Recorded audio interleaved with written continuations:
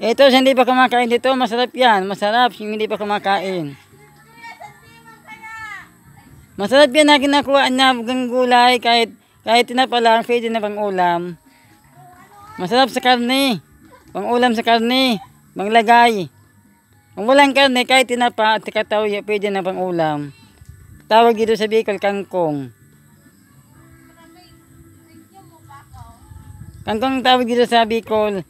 Dito nyo lang makakuha ang kangkong, matitikman ang kangkong sa Bicol. Ano yan, sirena? Ay, pigbidyoan ka.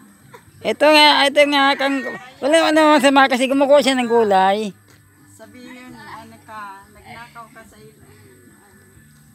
Marami dito sa ilog lang dito makakuha lang. Sa ilog lang ito nakakuha na kangkong. Okay, isa pala yan. Pero malinis siya. Kung gustong kumain nito, punta lang kayo dito sa Bicol. Ang dami dito sa Bicol.